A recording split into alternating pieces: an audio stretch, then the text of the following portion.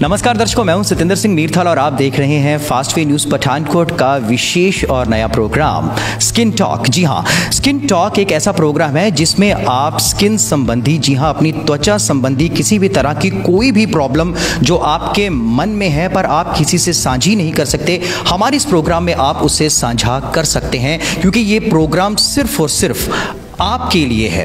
तो शर्माने की बात नहीं, और ये प्रोग्राम स्पेशल आपके लिए इसलिए भी बना है क्योंकि सुंदर हर कोई दिखना चाहता है और अपनी सुंदरता को और निखारने के लिए लोग जो है डॉक्टर्स डर्मेटोलॉजिस्ट के पास जाते हैं और वो उन्हें नेक सलाह देते हैं।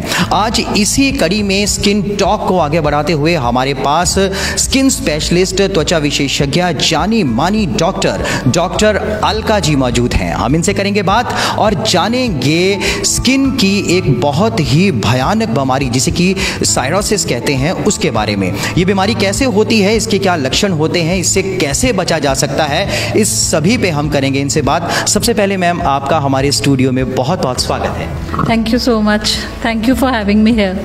Thank you ma'am. मैम, सबसे पहले तो आप अपने बारे में बताएं कुछ, कि जितना हम जानते हैं कि 10 लाख से ज़्यादा जितने भी स्किन संबंधी रोगी हैं उनको आपने ठीक किया है। कई तो इतने डिप्रेशन में चले गए थे कि उनको सुसाइड करने से भी आपने बचाया है। एक जाना माना नाम है आपका, चाहे देश हो विदेश हो, सब जगह आप ख्याति प्राप्त हैं। कुछ और बताएं। Thank you so much. So मैं स्किन डर्मेटोलॉजिस्ट, मैंने अपना डिग्री की CMC लुधियाना से, और उसके बाद ऑलमोस्ट अब 35 इयर्स हो गए हैं मुझे प्रैक्टिस करते हुए, और अपने इस एक्सपीरियंस में मैंने around more than 1 million patients treat किए हैं। और स्किन की प्रॉब्लम्स में जहाँ तक बात की जाए तो मैंने देखा है कि स्किन का बहुत ज़्यादा असर आपके स्वभाव पे हो जाता है, आपके व्यक्तित्व पे हो जाता है। सो इसलिए बहुत इम्पॉर्टेंट है कि हम अपना स्किन का केयर करें ताकि एक हेल्दी स्किन सबके पास हो। यस मैम, सबसे पहले हम बात करेंगे स्किन सोराइसिस की, जो टॉपिक है आज का हमारा, जिसके बारे में जिज्ञासा भी है लोगों की, लोग जानना भी चाहते हैं कि स्किन सोराइसिस है क्या असल में।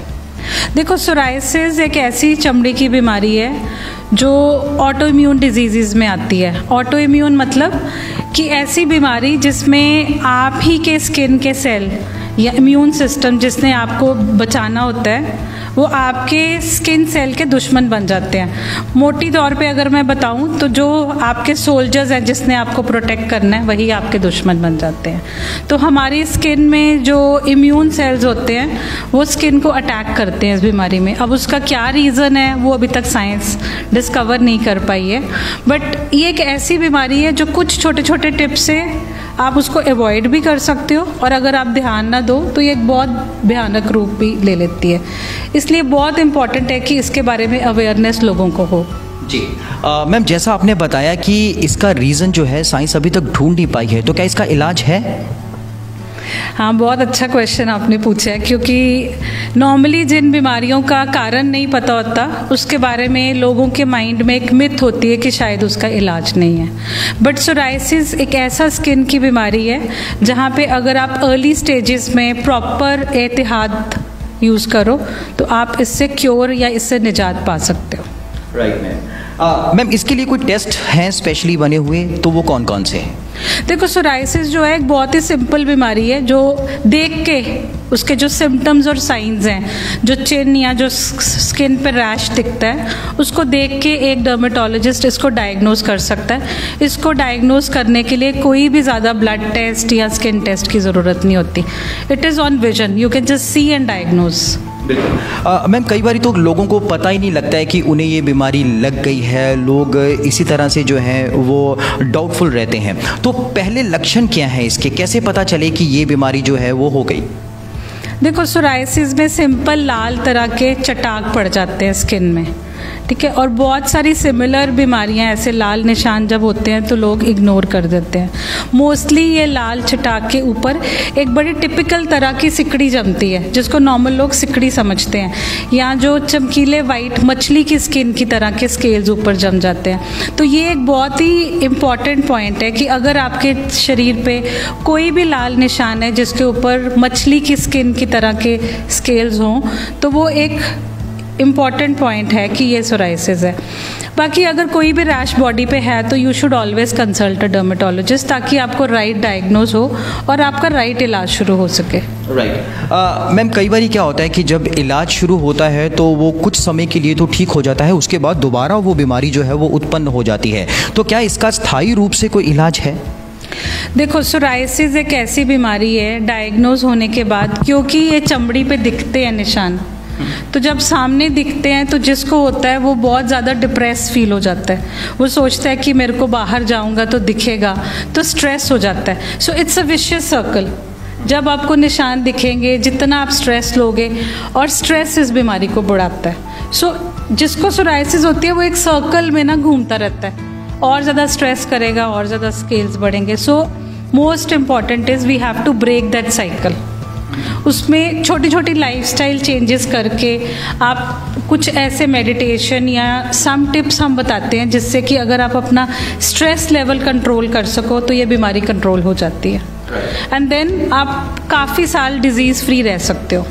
सो सोराइसिस एक ऐसी बीमारी है जिसमें बहुत ज़्यादा आपको दवाइयाँ भी खाने की ज़रूरत नहीं होती। एक लाइफस्टाइल चेंज, एक विचारधारा चेंज करके ही आप इसको कंट्रोल कर सकते हो। मैम, जैसा कि आपने बताया कि कम से कम आपने 1 मिलियन पेशेंट्स जो हैं वो ठीक किए हैं, तो कई बार ऐसा होता होगा कि सोराइसिस के कोई ऐसे पेशेंट भी आते होंगे जो ज़्यादा डिप्रेशन में चले जाते हैं, और इतने डिप्रेशन में चले जाते हैं कि वो अपनी जीवन लीला तक समाप्त करने तक पहुंच जाते हैं कि अब मैं ठीक नहीं हो सकता। तो कभी कभार ऐसे पेशेंट्स का भी सामना हुआ? बहुत बार। आपने ये बहुत ही अच्छा पॉइंट उठाया है कि सोराइसिस के जो पेशेंट्स होते हैं मोस्टली 90% केसेस में वो डिप्रेस्ड होते हैं।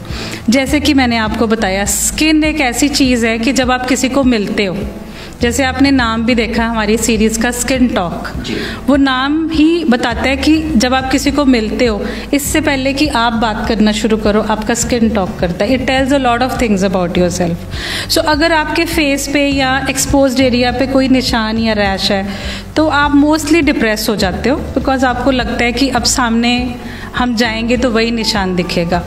सो that is why it is very important कि सोराइसिस में जब इनिशियल स्टेज पे, या कह लो तो कोई भी चमड़ी की बीमारी में, सही टाइम पे डॉक्टर के पास जाके इलाज कराओगे तो आप बहुत सारी कॉम्प्लिकेशन से बच भी पाओगे और आप बहुत एडवांस स्टेज तक नहीं जाओगे।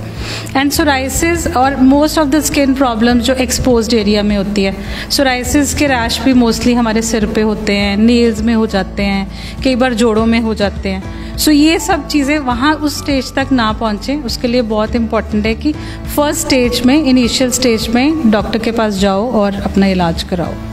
मैम, कई बार ये आम तौर पे देखने को आता है कि जब ये डिजीज़ किसी को लग जाता है, ये बीमारी किसी को लग जाती है, तो उसके साथ एक हीन भावना वाला स्वभाव शुरू हो जाता है। उसके आसपास इवन घर वाले भी जो हैं उससे दूरी बना लेते हैं, जिससे कि वो लगता है कि और ज़्यादा डिप्रेशन में चला जाता है। तो ऐसी स्थिति में पेशेंट को कैसे हैंडल करना चाहिए? देखो, ऐसी केसेस में फर्स्ट ऑफ ऑल तो एक पेशेंट को एक फेथ और एक ट्रस्ट देना होता है कि आप बीमारी से निजात पालोगे। जैसे कि आपने पहले भी कहा कि मैम इसका इलाज है, तो पहली बात तो एक विश्वास दिलाना पेशेंट को कि आप पूरी तरह क्योर हो जाओगे। एंड सेकेंड स्टेज है कि पेशेंट को पॉजिटिव थॉट्स की तरफ ले जाना, उसको बताना कि आपने अपना स्ट्रेस लेवल कैसे कंट्रोल करना है, निशान सामने दिखते हैं तो आपने हीन भावना में कैसे जाना है, और कुछ सिंपल डाइट चेंजेस, और किन चीज़ों से सोराइसिस ज़्यादा इंक्रीज़ होती है, अगर उसके बारे में पेशेंट को प्रॉपर्ली एजुकेट करे तो पेशेंट ठीक हो जाता है, और हीन भावना जो है उससे वो पॉजिटिविटी की तरफ चला जाता है। मैंने अपनी प्रैक्टिस में ही देखे हैं, बिकॉज सोराइसिस एक ऐसी बीमारी है जिसमें स्टेजेस आती हैं। कुछ देर पेशेंट बिल्कुल ठीक रहता है और कुछ देर में वो इतना बढ़ जाता है कि पूरी बॉडी को इन्वॉल्व कर लेता है। सो उसमें पेशेंट का नेगेटिव होना स्वाभाविक है। उसमें हम पेशेंट को सबसे पहले उसको पॉजिटिव थॉट्स की तरफ ही लेके जाते हैं। अ फ्यू लाइफस्टाइल चेंजेस जहाँ पेशेंट को एक रूटीन के बारे में बताते हैं, और वो जब फॉलो करता है तो एक बार जब पेशेंट पॉजिटिविटी की तरफ जाता है तो ठीक हो जाता है, बिकॉज आपके थॉट्स बहुत पावरफुल हैं, आपका डाइट बहुत पावरफुल है। So whatever you think you start attracting. So we tell the patients how to make a few lifestyle changes, how to think positive, so that he attracts positiveness in his life. Lifestyle की बात की तो आजकल lifestyle में अगर हम fashion की बात करें तो ये जंक फूड जो है ये एक फैशन बन गया है हमारे लाइफस्टाइल का। हम अपने आप को बड़ा गौरवान्वित महसूस करते हैं कि बच्चों को लेके जाके हम फास्ट फूड में पिज़्ज़ा बर्गर ये इस तरह का करें। तो क्या इससे हमारी स्किन या सोराइसिस में कितना असर है इस चीज़ का? सिर्फ सोराइसिस में नहीं, मैं तो कहूँगी सब स्किन की प्रॉब्लम्स में। देखो, right food is the right medicine. आप जो अपने शरीर में डालोगे वही बाहर आपको रिफ्लेक्ट करेगा। और सबसे ज़्यादा फ्रंट में आने वाला अगर कोई ऑर्गन है वो स्किन है। एक तो लार्जेस्ट ऑर्गन है बॉडी का, एक्सटीरियर में आपके सब इंटरनल ऑर्गन्स को प्रोटेक्ट करता है। So what you put in side is very important that you put the right things. और जो आपने कहा फास्ट फूड और ये trend, so I think results हमारे सामने हैं। साइंस ने इतनी तरक्की कर ली है, राइट, बट फिर भी हम देखें कि डिजीज़ेस तो बढ़ ही रही हैं, कंट्रोल कुछ भी नहीं कर पा रहे हैं। We see around I think 10 million से ज़्यादा लोग इंडिया में सिर्फ सोराइसिस से ही पीड़ित है। अगर हम और बात करें बीमारियों की, शुगर देख लो, ब्लड प्रेशर देख लो, कंट्रोल थोड़ी ना हुआ है साइंस की इतनी एडवांसमेंट से। There are so many lifestyle changes जो बढ़ रहे, लाइफस्टाइल डिजीजेस जो बढ़ रही हैं। उसका मेन रीज़न रॉन्ग फूड है, रॉन्ग हैबिट्स है, रॉन्ग लाइफस्टाइल है।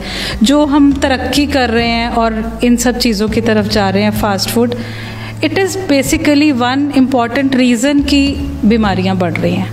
देखो, इतनी तरक्की, इतनी हायर टेक्नोलॉजी और इतनी हायर जनरेशन की मेडिसिन्स के बावजूद we are not able to control the main diseases. So one very important reason is wrong food, like you pointed out. Ma'am, एक सवाल मैं जानना चाहूँगा कि स्किन टॉक को लेकर के इंग्लैंड, कनाडा, फिर मुंबई, अभी पंजाब में ये श्रृंखला आपने शुरू की है, तो क्या ऐसी ज़रूरत महसूस हुई पंजाब में कि ये जो स्किन टॉक है ये यहाँ भी शुरू किया जाए? थोड़ा सा स्किन टॉक के ऊपर भी थोड़ा सा प्रकाश डाल। हाँ जी, देखिए, पता क्या, स्किन जो है हमारा एक ऐसा ऑर्गन है जो सामने दिखता है और बहुत सारी अंदरूनी इंटरनल प्रॉब्लम्स या बीमारियां होती हैं जिसका अर्ली चिन्ह हमारे स्किन पे दिख जाता है। So without any test, without going into investigations, बहुत सारी खतरनाक बीमारियों के फर्स्ट लक्षण जो हैं वो हमारे स्किन पे दिखते हैं। सो वन रीज़न इज़ कि लोगों को अवेयर कराना ताकि बहुत सारी बीमारियों का स्टार्टिंग में कंट्रोल हो जाए। The second thing is prevention is better than cure. मतलब कि बीमारी हो जाए उसके बाद हम उसका इलाज करें तो बेटर है कि हम पहले ही उस बीमारी को अवॉइड करें। वो अवॉइड कैसे कर सकते हैं? इसी अवेयरनेस से। So that is why skin देखने में बहुत सिंपल ऑर्गन लगता है, but it is very very important because if we control the skin and we take care of a skin, एक रूटीन बना लें, हेल्दी स्किन होगी तो हम बहुत सारी बीमारियों को कंट्रोल कर पाएंगे। भयानक से भयानक बीमारियां जैसे कैंसर है, उसका अर्ली साइंस कई बार आपको स्किन में मिल जाते हैं। सो दैट इज़ वन रीज़न। और एज अ डर्मेटोलॉजिस्ट मैंने अपने एक्सपीरियंस में देखा है कि लोग हमारे पास तब आते हैं जब बहुत ज़्यादा बीमारी बढ़ जाती है, और कई बार उस स्टेज पे आते हैं जहाँ पे हमें लगता है कि अब इसको कंट्रोल करने के लिए बहुत सारी मेडिसिन दी जाए। एंड बहुत ज़्यादा ज़रूरी है कि जिस चीज़ को हम अवॉइड कर सकते हैं इनिशियल स्टेज में, उसको कैसे पता लगाए, उसकी अवेयरनेस लोगों में होनी चाहिए। मैम, जैसा कि आपने कहा कि लोग तब आते हैं जब उनकी बीमारी बढ़ जाती है, तो ये क्या कारण रहता है? लोग इस चीज़ को पहले जो है वो ढीला ले लेते हैं, या उनको लगता है कि नहीं ये थोड़े से लक्षण हैं, ठीक हो जाएंगे, या क्या लगता है आपको कि जैसे ही फर्स्ट स्टेज आए उन्हें आना चाहिए? ये एक तरह से आपकी अपील भी रहेगी और संदेश भी रहेगा। बिल्कुल। देखो, रीज़न क्या है कि लोग क्यों नहीं आते? देखो, अगर आपको दर्द हो या अगर आपको कोई बीमारी तकलीफ़ देती है, जो हमारे इंडिया में हमने देखा है, तभी हम डॉक्टर के पास जाते हैं। नहीं तो फर्स्ट स्टेज में हम सोचते हैं घर पे कोई इलाज कर लें, सेकंड स्टेज पे हम सोचते हैं पास में कोई केमिस्ट है उससे कोई गोली लेके खा ले। सो डर्मेटोलॉजिस्ट या बीमारी के स्पेशलिस्ट डॉक्टर के पास हम फोर्थ या फिफ्थ स्टेज में जाते हैं, फिर हम लोकल जीपी से मेडिसिन ले लेते हैं। सो दैट इज़ वन रीज़न कि हम फोर्थ स्टेज जब तक एक स्पेशलिस्ट डॉक्टर के पास जाते हैं तो बहुत ज़्यादा टाइम हो गया होता है, बीमारी कोई और ही रुख इख्तियार कर लेती है, तो बहुत बार तो डायग्नोज करना ही बड़ा मुश्किल हो जाता है। So one reason is that. And I think that is the most important reason. और मेरा संदेश भी यही होगा कि जब आपको तकलीफ़ होती है तो तभी डॉक्टर को कंसल्ट करो। घरेलू उपचार is okay, but then do not depend too much on that. और अगर आपके एरिया में स्पेशलिस्ट फैसिलिटी अवेलेबल है, अभी तो आई थिंक विलेजेस में भी हेल्थ फैसिलिटीज़ चले गई हैं, गवर्नमेंट ने भी इतनी डिस्पेंसरीज खोली हैं, सो यू हैव एक्सेस। सो अगर एक्सेस है तो मुझे लगता है उसका फ़ायदा उठाना चाहिए, लोगों को जाना चाहिए, डॉक्टर के पास कंसल्ट करना चाहिए। मैम, घरेलू नुस्खों की बात आई है तो कोई भी प्रॉब्लम होती है तो सबसे पहले हम मोबाइल ओपन करते हैं, गूगल खोलते हैं या यूट्यूब पे कुछ ना कुछ घरेलू नुस्खे जो हैं वहाँ पर आम तौर पे दिखने को आ जाते हैं। कई बारी तो वो इतने घातक सिद्ध हो जाते हैं कि फिर भागना पड़ता है डॉक्टर के पास। तो ये कितना सही है? देखो, गूगल, जहाँ तक आपने कहा है, गूगल इज़ अनदर वे। आजकल आई थिंक वही फर्स्ट डॉक्टर बन गए, लोग सबसे पहले गूगल देखते हैं।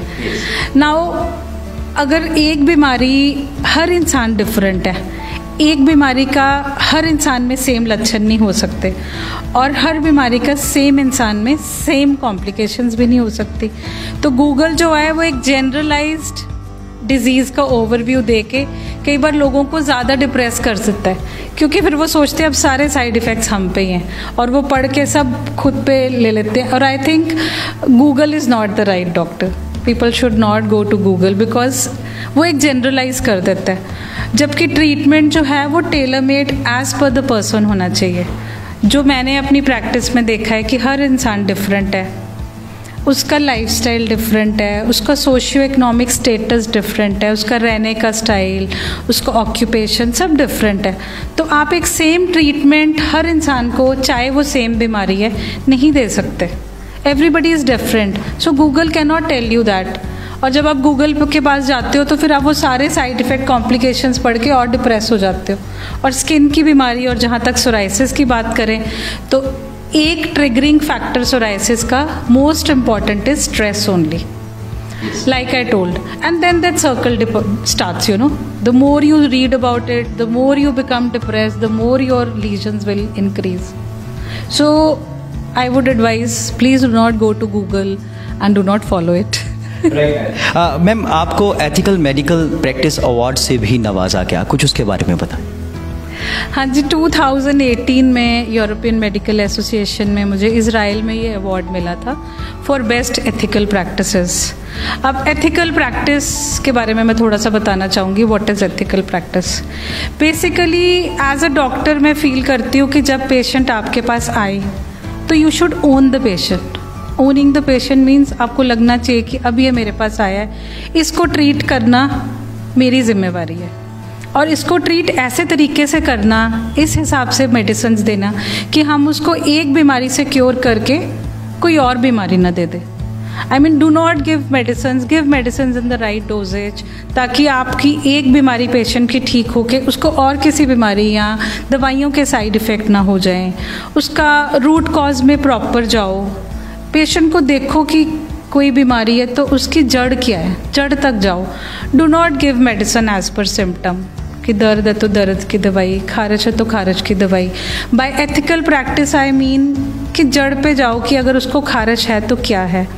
Plus one very important thing, see every patient in the context of his life, कि वो कैसा जॉब करता है, उसका कैसा एनवायरनमेंट है, और हर मरीज़ को don't focus on the disease, focus on the person who is having the disease. I think in our modern technology, जहाँ पे इतनी investigations, इतने tests और इतनी ज़्यादा medicines है, what we have forgotten is the patient who is the center. We should not focus on the disease, we should focus on the person, and that is what is ethical practice. Treat the patient as a whole. उसका पूरा सब कुछ ठीक करो, सिर्फ शरीर नहीं, उसका थॉट प्रोसेस, उसका मन, ताकि आप एक होलिस्टिक क्योर्ड इंडिविजुअल एंड में आपका टारगेट होना चाहिए। मैम, चलते चलते एक खबर और भी हमारे पास पहुंची है कि क्वीन मेडिकल अवार्ड के लिए आपको नॉमिनेट किया गया है, कुछ उसके बारे में भी बताइए। हाँ, ये जो अवार्ड एक ऐसी चीज़ के लिए है जो एक छोटे से थॉट से उत्पन्न हुई थी। मुझे एक दिन वैसे ही थॉट आया कि इतना जो एक्सपीरियंस है 35 इयर्स का, मोस्टली डॉक्टर्स का होता है, it takes around 15 years for a doctor to finish his to finish his studies and become a specialist. उसके बाद फिर 10 साल लग जाते हैं एक्सपीरियंस गेन करने, और जब एक डॉक्टर चला जाता है तो वो नॉलेज सारी उसके साथ चले जाती है। सो इस थॉट से एक उत्पन्न हुआ था कि जो भी मैंने एक्सपीरियंस से गेन किया है, इस दुनिया में जाने से पहले वो मैं कैसे आगे रख के जाऊँ। So first I thought of writing a book, कि should I write a book. Then a thought occurred to me कि I should make something. So मैंने एक सॉफ्टवेयर बनाया जो आने वाले डॉक्टर्स को, या जब कोई इनिशियली डॉक्टर नया नया MD करके प्रैक्टिस में आता है तो डायग्नोज करना बहुत कई बार मुश्किल हो जाता है, बिकॉज स्किन में बहुत सारी बीमारियाँ सिमिलर दिखती हैं। स्किन इज़ मोस्टली देख के diagnose, it is not diagnosis based on investigations or scanning or MRIs. So मैंने एक सॉफ्टवेयर स्टार्ट किया था बनाना which will help the new doctors to come to the right diagnosis. So it is an AI based artificial intelligence based software जो prompt करता है एक नए doctors को कि क्या क्या क्वेश्चंस पूछे जाएं पेशेंट को, ताकि अल्टीमेटली आप एक राइट डायग्नोज पे आ सको, जो कि बहुत ज़रूरी है कि मरीज़ को उसकी बीमारी से अगर आप एक क्योर देना चाहते हो तो बहुत ज़रूरी है कि आप जड़ तक उसका बीमारी का डायग्नोज बनाओ। सो ये सॉफ्टवेयर यूके गवर्नमेंट ने अप्रूव किया था। I think it is the one of its kind which will help the new doctors to come to a diagnosis. So I wanted people to make a diagnose and not give symptomatic treatment. So ये award उसके लिए है। Thank you so much ma'am and congratulation इस award के लिए आपको। तो आपने बहुत बेहतरीन जानकारी जो है सोराइसिस के बारे में हमारे दर्शकों को दी कि इस सोराइसिस बीमारी से कैसे लड़ा जा सकता है, कैसे निजात पाई जा सकती है, इसके आगामी लक्षण जो हैं वो किस तरह के रहेंगे। जाते जाते मैम क्या मैसेज देना चाहेंगे आप हमारे दर्शकों को? मेरा मैसेज यही है हमारे दर्शकों को कि स्किन जो है आपकी, उसको हेल्दी रखने के लिए एक इम्पॉर्टेंट चीज़ है कि form a habit, do it as a commitment. उसको एक रूटीन बनाओ, ऐसे नहीं कि एक दिन स्किन का ख्याल रखा और हफ्ते के 6 दिन उसको इग्नोर किया, या मोस्टली जो लोग करते हैं पार्लर या सैलून या दे विजिट अ डर्मेटोलॉजिस्ट, एक दिन प्रोसीजर कराया और फिर ignore. That way you will not get a healthy skin. Healthy skin has to come with a commitment. You have to make it a habit, like you brush your teeth, you take your bath daily. So make it as a habit and then nothing can stop you from having a beautiful and a healthy skin. Thank you ma'am. तो skin talk की श्रृंखला में हमने बात की psoriasis पर। जी हाँ, और अगला कौन सा टॉपिक होगा ये भी हम चलते चलते जान लेते हैं डॉक्टर अलका जी से। मैम नेक्स्ट टॉपिक कौन सा रहेगा? नेक्स्ट टॉपिक, वैसे तो हम चाहेंगे हमारे दर्शक हमें बताएं कि वो कौन सा टॉपिक पे बात करना चाहेंगे। ये हमारा नंबर है, यहाँ पे कभी भी कॉल करके आप बता सकते हैं कि आप ये वाला टॉपिक चाहते हैं। नेक्स्ट इन द सीरीज़ हम बात करेंगे फुलवेरी या सफ़ेद निशान, जिससे बहुत सारे लोग इस एरिया में ग्रसित हैं। सो विटलाइगो जिसको कहते हैं नॉर्मल लैंग्वेज में, उसको फुलवेरी भी कहते हैं। हम इस पे बात करेंगे अगली बार। Thank you so much ma'am. तो नेक्स्ट टॉपिक जो हमारा रहेगा वो रहेगा फुलवेरी यानी कि सफ़ेद दाग। इस संबंधी आप कोई भी प्रश्न पूछना चाहते हैं जो आपके जहन दिलो दिमाग में है तो आप हमें नीचे दिए गए नंबरों पर संपर्क करें, मैसेज करें और अपना सवाल टाइप करें, और उसका जवाब जो है नेक्स्ट स्किन टॉक की अगली श्रृंखला में हम डॉक्टर अलका जी से ज़रूर पूछेंगे। तब तक के लिए दीजिए इजाज़त, नमस्कार।